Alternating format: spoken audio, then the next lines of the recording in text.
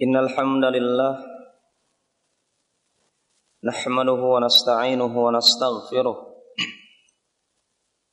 wa na'udzu billahi min shururi anfusina wa sayyiati a'malina may yahdihillahu fala mudilla lahu wa may yudlilhu fala hadiya lahu wassalatu wassalamu ala Rasulillah wa ala alihi wa ashabihi wa man tabi'a hudahu ila qiyamis sa'ah, amma ba'd. Kaum muslimin, kaum muslimat, para hadirin hadirat yang dimuliakan oleh Allah Subhanahu wa taala. Assalamualaikum warahmatullahi wabarakatuh. Alhamdulillah, di malam yang berbahagia ini kita berkumpul kembali untuk melanjutkan pengajian membahas salah satu kitab ulama Ahlus Sunnati wal Jamaah, Imam Ibnu Hajar Al-Asqalani, kitab Bulughul Maram yang disyarah dalam kitab Minhatul Allam oleh Syekh Shalih Fauzan Ibn Shalih Al-Fauzan hafizahullah ta'ala. Dan pada malam hari ini kita akan membahas hadis yang masih berkaitan dengan hadis di pekan kemarin. Di pekan kemarin kita telah membahas hadis larangan seorang lelaki ataupun seorang istri mandi menggunakan air bekas salah seorang di antara mereka. Hadis yang diriwayatkan oleh Imam Abu Dawud, An-Nasa'i dengan sanad yang sahih. Dalam hadis ini kemarin telah kita sebutkan adanya larangan dari Rasulullah SAW seseorang di antara dua orang, baik dia suaminya atau istrinya, menggunakan air bekas dari salah seorangnya. Hadis ini sanad hadisnya sahih dan akan kita lihat hadis setelahnya yang akan kita bahas pada malam hari ini, yang menunjukkan secara dhahir nas, secara redaksi hadis mungkin kita akan dapatkan kontradiktif, akan perbedaan. Maka mari kita bacakan hadisnya. Jadi ingat dulu tadi hadis yang pertama, hadisnya larangan seseorang memanfaatkan air sisa. Tapi di sini adalah pembolehan. Ya. Baik, qala al-muallif rahimahullahu taala an Ibnu Abbas radhiyallahu anhuma anna nabiyya sallallahu alaihi wasallam kana yaghtasilu bi fadli Maimunah radhiyallahu anha, akhrajahu Muslim. Wa li ashabis sunan igtasala ba'du azwajin nabiy sallallahu alaihi wasallam fi jafnatin faja'a liyaghtasila minha faqalat lahu inni kuntu junuba faqala innal ma'a la yujnibu wa sahahahu Tirmidzi wa Ibnu Khuzaimah. Artinya, an Ibnu Abbas radhiyallahu anhuma, dari sahabat Ibn Abbas, semoga Allah senantiasa meridhai mereka berdua. Siapa mereka berdua ini? Putranya dengan bapaknya, karena kedua-duanya adalah sahabat Rasulullah SAW. Abdullah ibn Abbas, anna Nabiya sallallahu alaihi wasallam, bahwasanya Nabi sallallahu alaihi wasallam kana yaghtasilu, beliau mandi. Ya, yang dimaksud mandi di sini adalah mandi janabah. Bifadli Maimunah radhiyallahu anha, dengan menggunakan air sisa ibunda Maimunah radhiyallahu anha wa ardaha, akhrajahu Muslim. Hadis ini diriwayatkan oleh Imam Muslim. Wali ashabis sunan, dan menurut para pemilik kitab sunan. Siapa ikhwan ashabus sunan? Abu Daud, An-Nasa'i, Tirmidzi, Ibnu Majah. Ya, ashabus sunan itu kalau kita dapatkan dalam redaksi Imam Ibnu Hajar ini apa? Rawahul Arba'ah. Kalau ada yang meriwayatkan 4, maka kata Imam Ibnu Hajar itu yang dimaksudkan oleh beliau adalah ashabus sunan. Baik, mereka meriwayatkan ightasala ba'du azwajin Nabi sallallahu alaihi wasallam fi Jafnah. Jadi beberapa dari istri baginda Nabi Muhammad sallallahu alaihi wasallam mandi fi Jafnah. Mandi menggunakan Jafnah. Ini Jafnah adalah apa?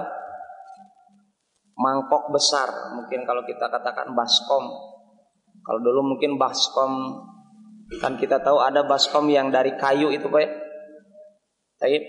Tempat yang besar yang untuk digunakan mandi.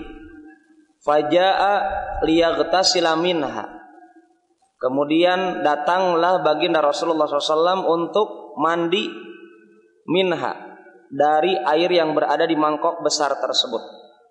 Faqalat lahu, maka salah seorang dari istri Rasulullah SAW, ya, yang dimaksud di sini adalah Ibunda Maimunah yang dalam hadis riwayat Imam Muslim tadi. Maka Ibunda Maimunah beliau katakan kepada Rasulullah SAW, inni kuntu junuba, sesungguhnya aku ini wanita yang junub. Dan telah kita sebutkan kemarin, junub itu sebabnya karena hubungan intim atau keluar air mani. Ini pendapat jumhur. Maksudnya apa? Karena hubungan intim menurut jumhur ulama, mau keluar air mani atau tidak tetap kategori apa? Mesti melaksanakan mandi wajib. Ya. Thayyib. Faqala, maka Rasulullah SAW mengatakan, innal ma'a la yujnib, sesungguhnya air itu tidak terkena junub. Yang junub adalah orangnya, bukan airnya.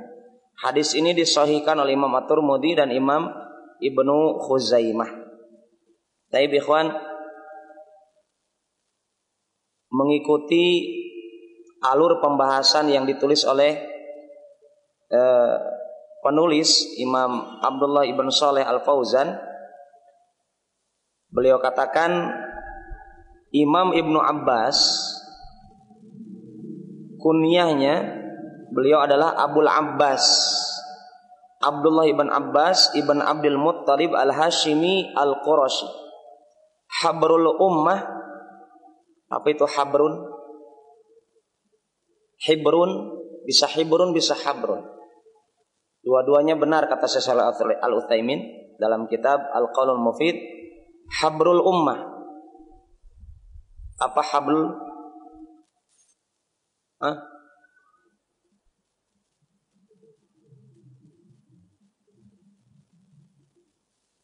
Habrul ummah dengan hibrul ummah maknanya sama, yaitu imam, kembali kepada Imam Ibnu Abbas. Tapi maknanya apa habrun?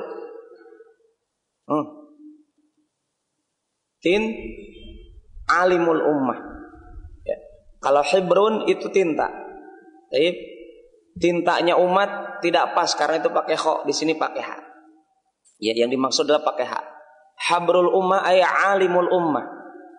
Imam Ibnu Abbas adalah yang alim dari umat Islam. Au hibrul ummah bisa jadi apa? Lautan dari ilmunya umat. Ya. Dan maknanya adalah semakna, artinya seseorang yang mempunyai ilmu yang sangat banyak. Dan turjumanil Quran, beliau orang yang memahami ilmu Al-Quran. Hal ini seperti yang disabdakan oleh Rasulullah SAW, yang hadisnya diriwayatkan oleh Imam Ahmad dengan sanad yang sahih. Allahumma faqihu fid din wa 'allimhu ta'wil. Rasulullah SAW mendoakan Ibn Abbas, ya Allah, fahamkanlah Ibn Abbas dalam urusan din dan ajarkan dia ilmu at-ta'wil. Apa at-ta'wil? At-tafsir. Sebagaimana kita dapatkan Imam At-Tabari, ya. Kalau beliau sebutkan dalam tafsirnya Imam At-Tabari, beliau suka sebutkan apa? Wa ta'wilu hadhil ayah. Artinya dan tafsir ayat ini. Ya. Beliau lahir 3 tahun sebelum Rasulullah SAW hijrah ke kota Madinah. Ya. Kemudian kita dapatkan beliau meninggal di tahun 68 Hijriyah. Ya. 68 Hijriyah. Ini sekilas dari biografi singkat Imam Ibn Abbas radhiyallahu anhuma.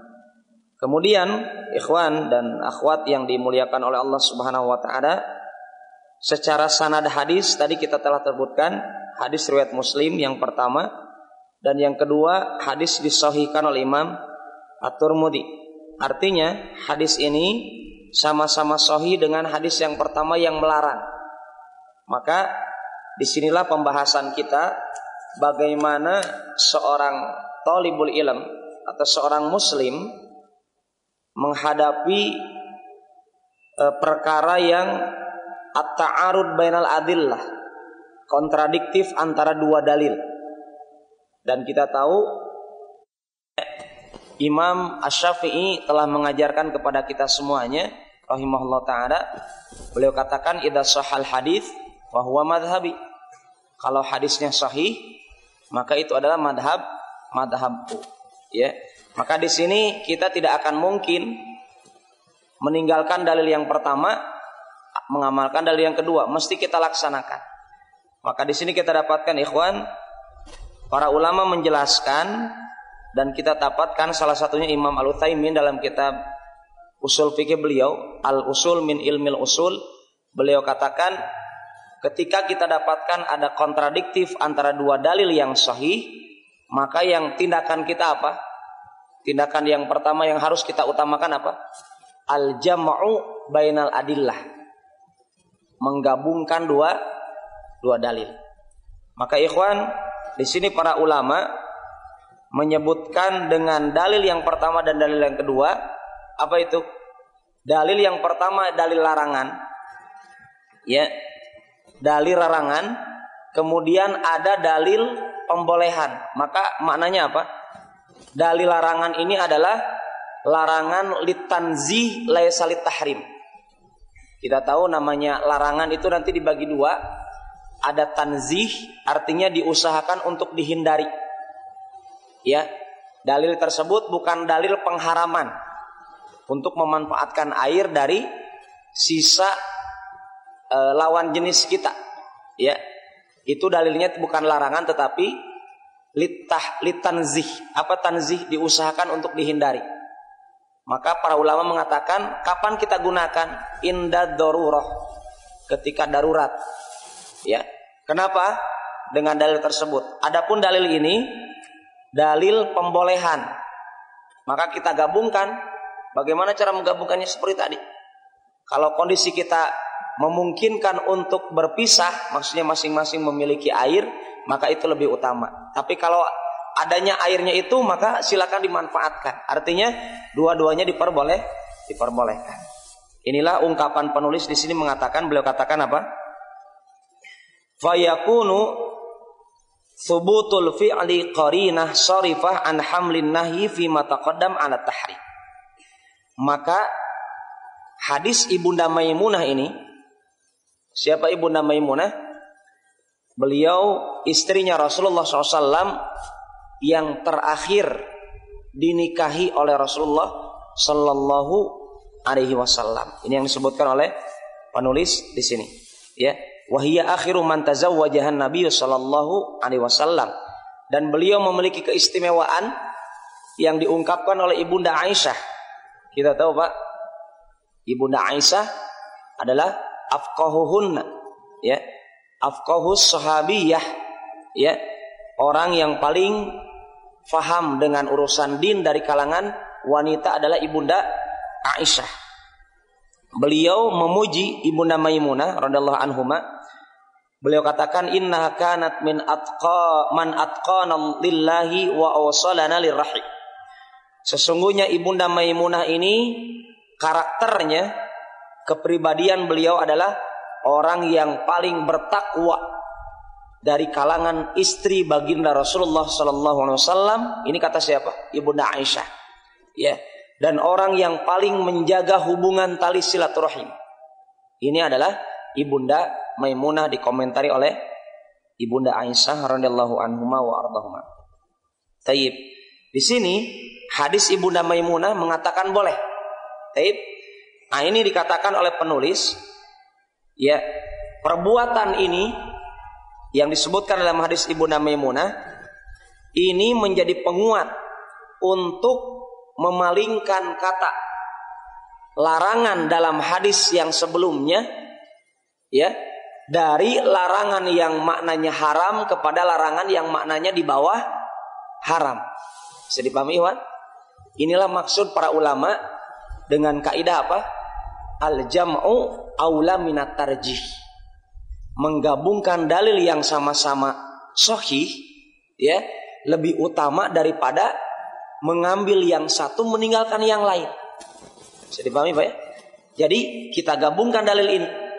Maka dalil larangan tadi adalah larangan yang maknanya bukan pengharaman. Kenapa demikian? Apa hikmahnya, kata penulis? Kenapa Rasulullah SAW ditakdirkan oleh Allah Subhanahu Wa Taala melaksanakan suatu amalan dalam satu keadaan beliau katakan jangan, tetapi di kondisi yang lain beliau kerjakan dengan bentuk penyelisihan dengan perbuatannya? Bisa dipahami dengan kasus ini, ya? Beliau dengan perbuatannya di hadis Maimunah radhiyallahu anha, beliau menggunakan air dengan perbuatan, dan dengan perkataannya beliau kuatkan bahwasanya air itu tidak junub. Yang junub engkau saja wahai Ibunda Maimunah. Tapi dalam hadis sebelumnya Rasulullah melarang seorang lelaki memanfaatkan air bekas istrinya atau sebaliknya. Maka apa hikmahnya di sini? Kata beliau, ya, ini tujuannya adalah untuk menjelaskan syariat, ya, menjelaskan ajaran Islam yang kita dapatkan dalam ilmu fiqih, bahwasanya hukum dalam Islam ada wajib, di bawahnya wajib ada sunnah, ada haram, di bawahnya haram ada makruh, kemudian tambah mubah. Inilah kenapa ada hukum 5 hukum, ya, karena pernah saya dapatkan ada seorang ustadz di Polinggona waktu anak ngisi kajian usul fiqih, menjelaskan tentang al-ahkam at-taklifiyah, hukum-hukum mukallaf gitu, ya. Dalam Islam kan hukum orang yang sudah dibebani syariat seperti kita, cirinya adalah seorang wanita mungkin datang bulan, seorang lelaki kalau telah tumbuh bulu-bulu, ya, mau jenggot atau kumis atau bulu kemaluan, itu tandanya orang tersebut telah mukallaf. Maka hukum bagi orang yang telah ada ciri-ciri tersebut ada 5, ya. Apa itu?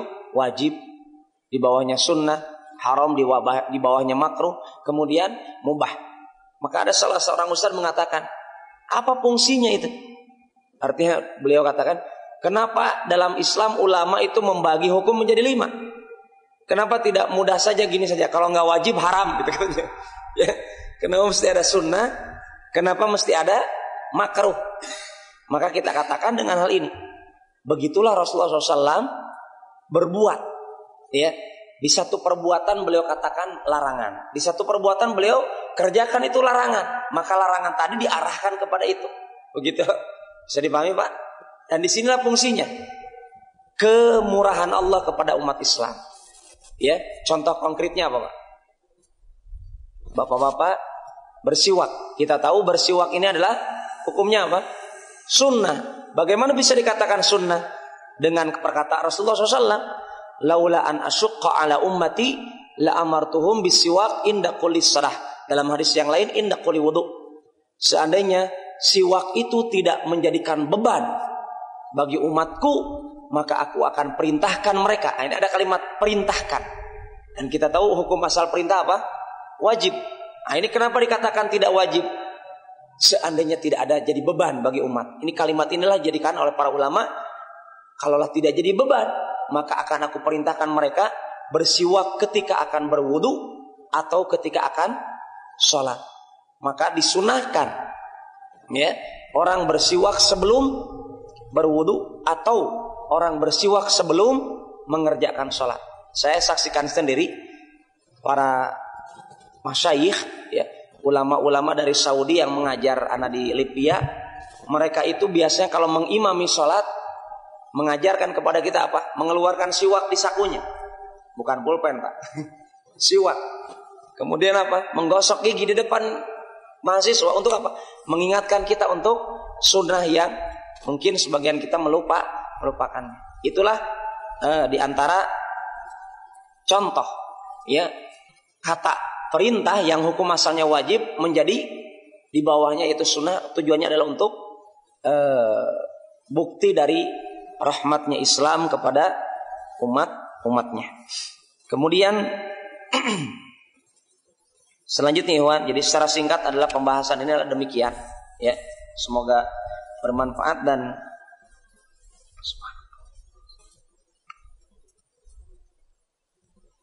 kita beralih kepada hadis selanjutnya. Sebenarnya kalau saya lihat ini Ikhwan sudah membahasnya waktu kita bahas syarah matan Abi Suja ya. Maka kita coba percepat. Taib. Hadis selanjutnya adalah tentang kaifiyah tathhir mawuligha fihil kalab. Mawalagha fihil kalab.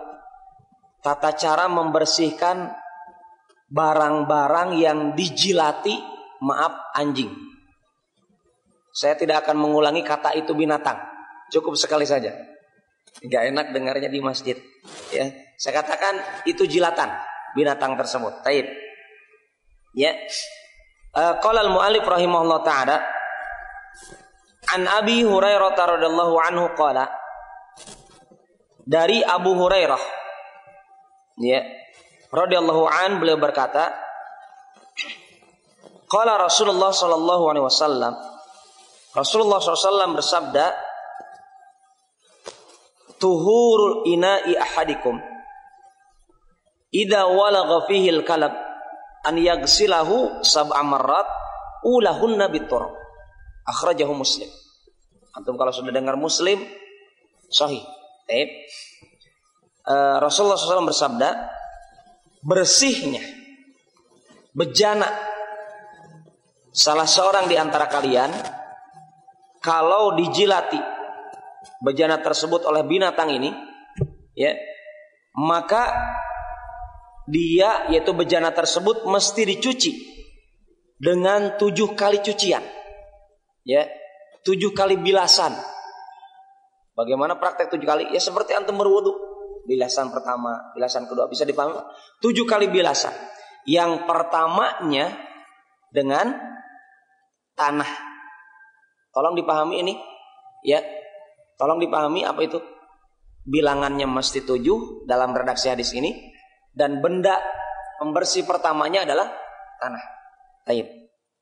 Kemudian wa fi lafdin lahu, dan dalam lafaz yang lainnya dari redaksi yang sama dari Imam Muslim, falyuriqhu, hendaklah air ataupun benda yang berada di bejana tersebut yang terkena jilatan binatang ini, hendaklah di yuriq.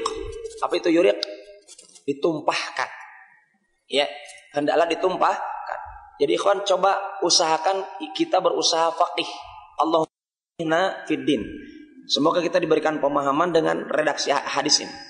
Apa pesan berharga dari Rasulullah SAW dengan kasus ini? Pertama tadi apa? Bilangannya. Kedua apa? Bilasan pertama dengan tanah. Yang ketiga apa? Kalimat hendaklah ditumpahkan. Ya.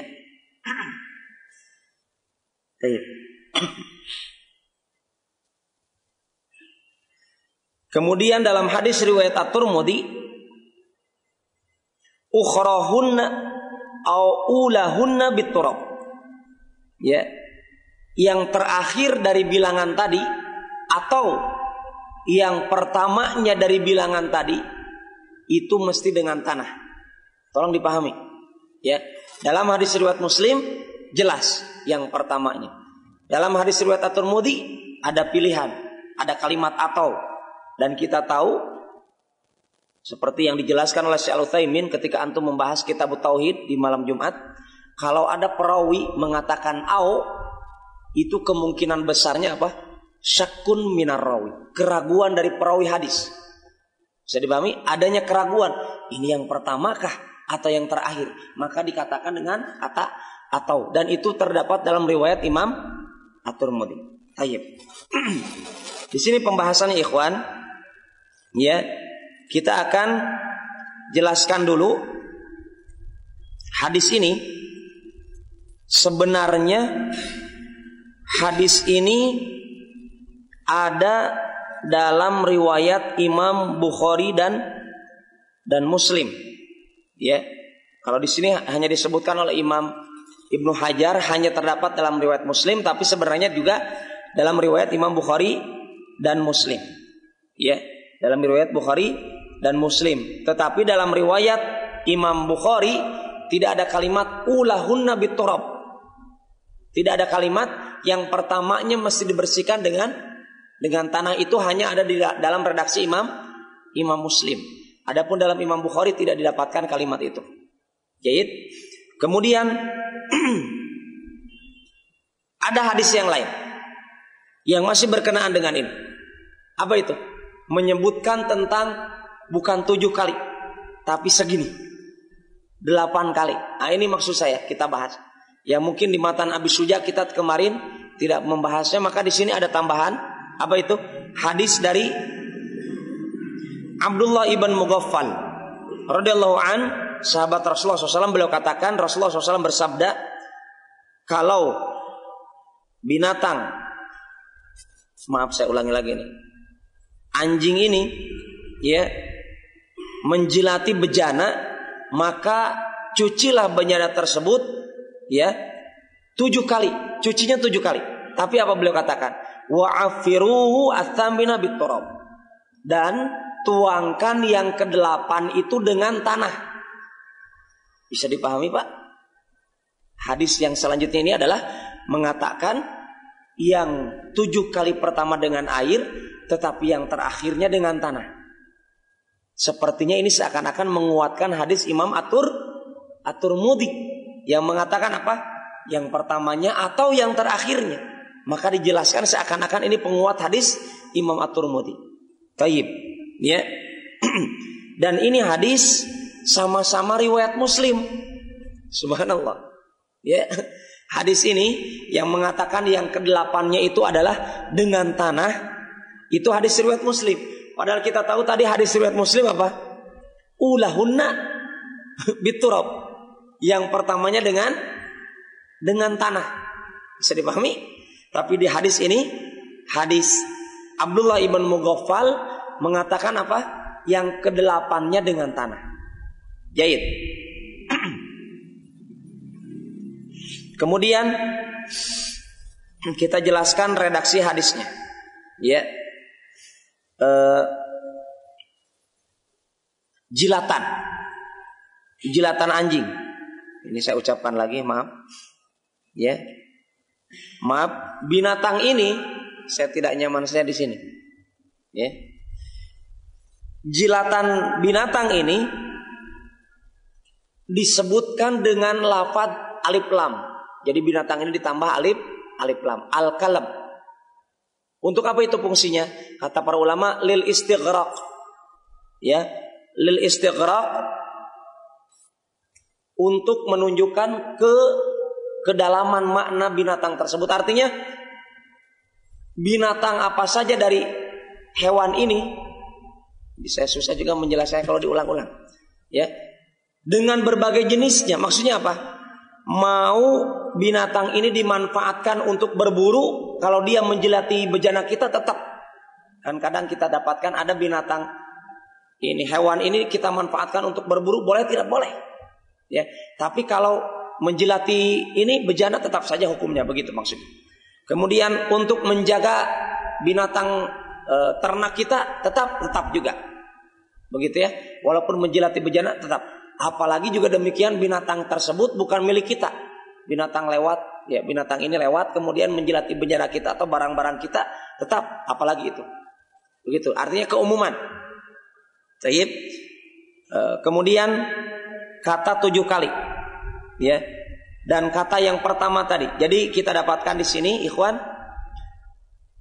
ada perbedaan. Di manakah posisinya tanah? Baik. Apakah di pertama ataukah di akhir, ataukah bahkan nanti ada penjelasan di salah satunya. Ya. Mana ini penjelasannya? Penjelasannya adalah penjelasan dari pensyarah hadis ini, kata salah satu artinya boleh jadi di awal, di tengah, di akhir, itu bisa istihad ini. Baik. Jadinya mana yang lebih utama, ikhwan? Wah, ikhwani fillah, mari kita lihat penjelasan para ulama hafizahumullahu jami'an. Baik, yang mengatakan 8, ya, yang mengatakan 8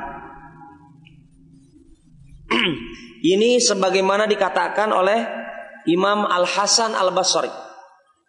Jadi 7 kali pertama dengan air, yang ke-8-nya adalah dengan tanah. Ini Imam Al-Hasan Al-Basri. Siapa Imam Al-Hasan Al-Basri? Ulama tabi'in. Baik. Ya, yang ke-8-nya adalah dengan tanah. Kemudian Imam Ibnu Daqiqil Aid juga mengatakan demikian. Tetapi para ulama ya merojihkan hadis Abu Hurairah yang mengatakan bahwasanya mencuci itu kalau bejana tersebut dijilati binatang ini, cucian dengan 7 kali itu lebih kuat. Ya. Padahal kalau kita dengar juga tadi hadis yang mengatakan 8 kali juga sama-sama kuat. Apa itu? Hadis riwayat Muslim juga. Maka apa alasannya? Yang mengatakan 7 kali itu lebih kuat daripada yang mengatakan 8 kali. Yang mengatakan 8 kali itu hadis Abdullah ibn Mughaffal. Yang mengatakan 7 kali hadis Abu Hurairah. Maka kita lihat apa? Kekuatannya terdapat pada perawi hadis. Bisa dipahami? Kenapa demikian? Karena Imam Abu Hurairah adalah orang yang paling banyak hafalan hadisnya. Ini alasan yang paling kuat. Maka dikuatkan oleh para ulama. Kenapa yang mengatakan 7 kali cucian itu dengan air lebih kuat? Karena perawinya Imam Abu Hurairah. Disinilah fungsinya kita mengenal perawi hadis. Jangan hanya yang penting perkataan Nabi. Bukan. Disinilah kita dapatkan pentingnya mendengar siapa sahabatnya. Di sini dijadikan alasan itu. Kemudian bagaimana kita laksanakan hadis? La haula wala quwwata illa billah.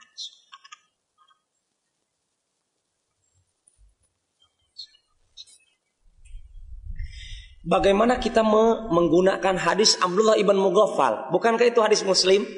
Artinya menggabungkan hadis Ibn Mughaffal dengan hadis Abu Hurairah. Dan kita tahu ini hadis-hadis sahih. Bagaimana cara menggabungkannya? Cara menggabungkannya kata pensyarah hadis ini adalah kata ke-8 tadi, bisa dipahami? Kalimat yang ke-8-nya itu adalah dengan tanah.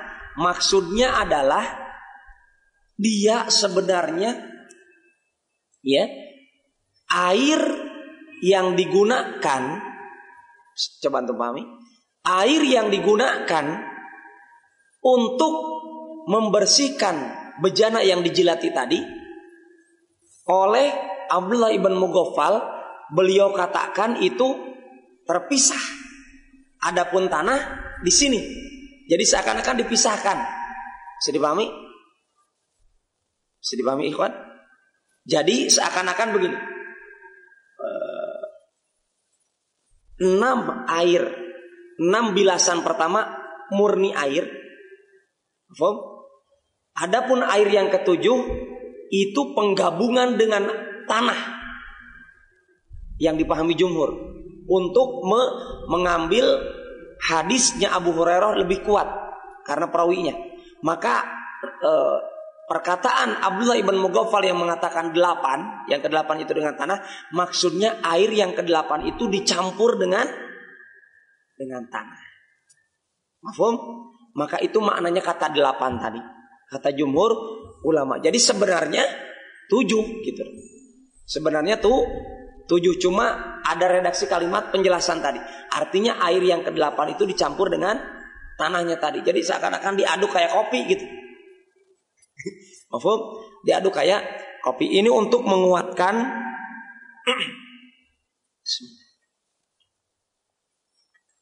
ya, untuk menguatkan hadis Abu Hurairah. Kenapa kita ambil? Karena perawinya lebih kuat. Ya, perawinya lebih kuat. Perawi hadis dari kalangan sahabat maksudnya. Ya. Kemudian bagaimana Pak Ustadz kalau ada seseorang tetap menggunakan airnya 7 kali, yang ke-8-nya dengan tanah, ya. Di sini pembersihan dengan prakteknya Abu Hurairah yang pertama, ini kekuatan yang lainnya hadis Abu Hurairah. Mana yang lebih kuat dari sisi praktek untuk membersihkan bekas jilatan? Mana yang lebih kuat? Tanahnya di air atau tanahnya di awal? Tanah di awal. Di sini yang disebutkan oleh pesyarah hadis. Tanah di awal, ya kawan, bayangkan kalau tanahnya digunakan di awal pertama, kemudian dibersihkan pertama kali oleh air, kedua kali oleh air, 3 kali, 4 kali, 5 kali, 6 sampai 7 kali oleh air. Mana yang lebih kuat untuk bersih? Yang pertama. Kalau hadis Ibn Mughaffal, air tanahnya di akhir, otomatis butuh lagi air, begitu maksudnya. Maka jelas lebih kuat hadis siapa? Abu Hurairah. Taib, lebih kuat hadis Abu Hurairah. Kemudian sekarang kita bahas dari sisi jilatan. Dalam hadis ini, ya, yang dibahas adalah jilatan binatang ini. Apakah keringatnya, bulunya, ekornya, kotorannya, dan lain sebagainya selain jilatan itu dihukumi sama atau berbeda? Mafhum tidak? Pertanyaannya. Ingat, para ulama mengatakan apa? Fahmus su'al nisful jawab. Memahami pertanyaan setengah dari jawaban. Pahami dulu pertanyaan, jangan iya tapi bingung. Dalam hadis ini dikatakan apa? Rasulullah mengatakan kalau bejana kalian dijilat. Bisa dipahami? Apakah, pertanyaannya adalah apakah kalau ada misalkan binatang ini lewat mau ke masjid, mau kemana misalkan, waliyadzubillah, ya, kemudian kencing, BAK, atau ada bulu-bulunya, atau ada dan seterusnya selain liurnya, apakah hukumnya diambil sama kepada jilatan itu atau hukumnya keumuman? Sebagaimana kalau kita dapatkan kencing ini dengan kencing binatang ini disamakan, apakah berbeda? Itulah pertanyaan. Maka kita lihat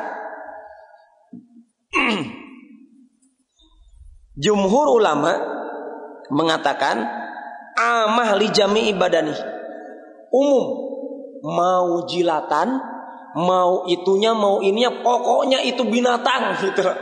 Ya, kalau begitu adanya hukumi sama, jangan bingung. Adapun babi, ini naudzubillah, jadi ini kalimat-kalimat yang enggak nyaman diucapkan ya. Khinzir ya, itu jangan sekali-kali kata jumhur dikiaskan kepada binatang ini, dog cer ini, Pak. Jangan dikiaskan dengan binatang ini. Kenapa? Karena ini hukumnya tauqifiyah. Dan kita tahu di zaman Nabi Muhammad babi juga ada tidak? Ada. Ya, babi ada. Buktinya Allah katakan apa? Innamal khamru wal maisiru wal ansabu wal azlam, bukan itu. Hurrimat alaikumul maitatu waddamu wal lahmul khinzir. Kata khinzir itu sudah Allah firmankan kepada siapa? Rasulullah. Berarti babi itu sudah ada di zaman Rasulullah SAW. Ya, babi itu sudah ada di zaman Rasulullah. Artinya apa? Kalau betul ada, pastinya Rasulullah SAW akan mencontohkan atau mengatakan, kalau bejana kalian dijilati binatang babi itu, maka seperti nah itu. Tapi tidak ada, berarti apa? Hukum binatang anjing ini apa? Hukumnya khusus. Ya. Adapun jilatan ini kenapa disabdakan oleh Rasulullah SAW bukan kotorannya, bukan kencingnya? Karena namanya bejana umumnya apa, Pak? Umumnya dijilati, bukan dikencingi anjing. Betul tidak? Umumnya, maaf, binatang ini seringnya menjilati karena di situ ada airnya atau apanya, bukan untuk BAB atau BAK-nya binatang ini. Maka diambillah keumuman oleh Rasulullah untuk menjelaskan kekhususan, keumuman binatang tersebut biasa menjilati bejana kita, itu dijelaskan Rasulullah untuk menjelaskan perkara-perkara yang lain yang masih berkenaan dengan binatang tersebut. Ya, walaupun kita dapatkan ahli dhahir, ya, Imam Daud ad-Dhahiri, ini ahli dhahir. Maksudnya ahli dhahir ini apa? Ulama yang melihat redaksi hadis secara kasat mata, tidak melihat bagaimana sejarah, cukup melihat teks hadisnya begitu langsung disimpulkan. Mereka mengatakan apa?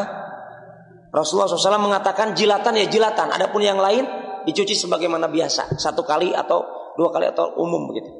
Tapi ini dalilnya dikatakan lemah oleh para ulama, jumhur ulama. Taib. Kemudian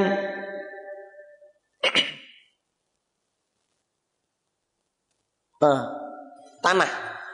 Pembahasan selanjutnya adalah tanah. Ada orang mengganti tanah dengan sabun atau dengan odol atau dengan sampo, boleh tidak gitu? Paham? Boleh tidak kita mengganti tanah dengan sabun atau odol? Di sini pensyarah hadis ini mengatakan secara nas wajib dengan tanah. Ini pendapat pengikut Imam Asy-Syafi'i dan Imam Ahmad, mengatakan apa? Wajib dengan tanah, tidak boleh dengan yang lain. Ya, tidak boleh dengan yang lain. Ya, seperti sabun atau yang lain yang menggantikannya. Kenapa? Karena nasnya al-hadis Rasulullah menyebutkan dengan tanah. Dan kita tahu di zaman Rasulullah ada perkara-perkara untuk membersihkan badan selain tanah.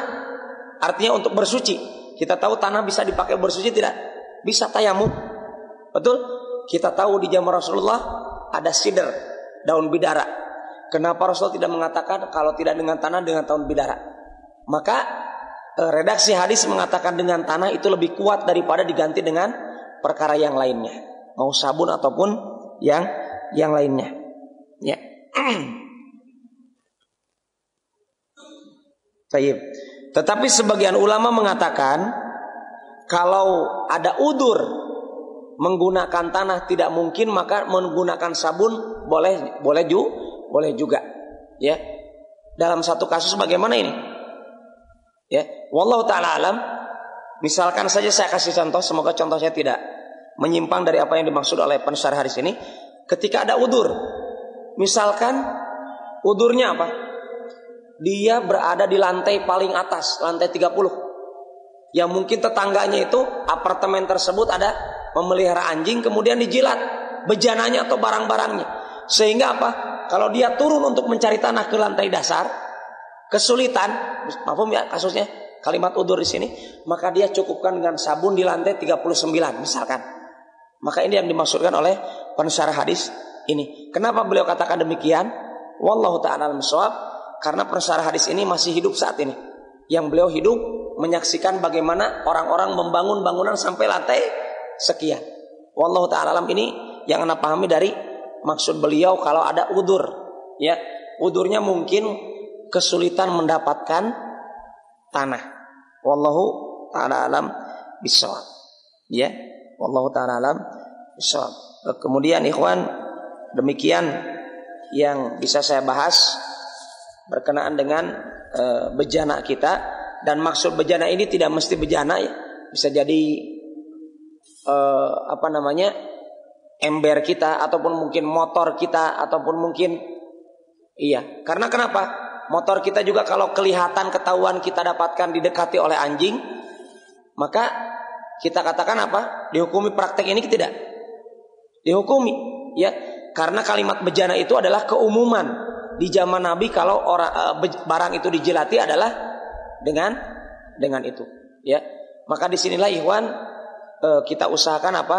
Kita jauhkan barang-barang kita dari hewan ini sehingga maslahatnya adalah lebih besar, ya, untuk menghindari madarat yang lebih besar. Wallahu taala alam shawab.